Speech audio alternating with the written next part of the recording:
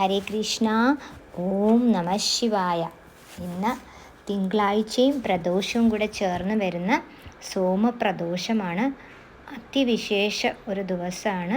പ്രദോഷവ്രതം എടുക്കാൻ ആഗ്രഹിക്കുന്നവർക്ക് പ്രദോഷം എടുക്കാനും വളരെ വിശേഷപ്പെട്ട ഒരു ദിവസമാണ്. സോമൻ എന്ന് വെച്ചാൽ ഉമയോട് കൂടി ഭഗവാനെ പ്രാർത്ഥിക്കുന്ന, അച്ഛനെയും അമ്മേനെയും കൂടെ ചേർത്ത് ഇന്ന് പ്രാർത്ഥിക്കുന്ന ഭയങ്കര വിശേഷമാണ്. അപ്പോൾ ഒരു പ്രാർത്ഥനാ ശ്ലോകമാണിത്.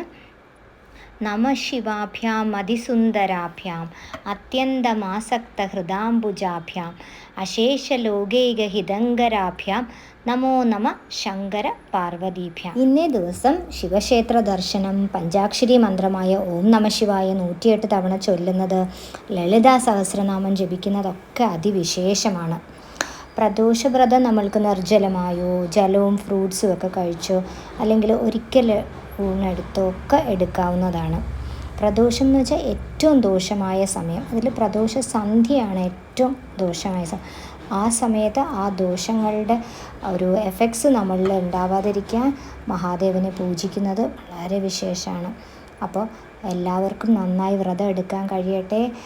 അമ്മയുടെ അച്ഛൻ്റെ അനുഗ്രഹം എല്ലാവർക്കും ഉണ്ടാവട്ടെ. ഓ നമ പാർവതീപദേ.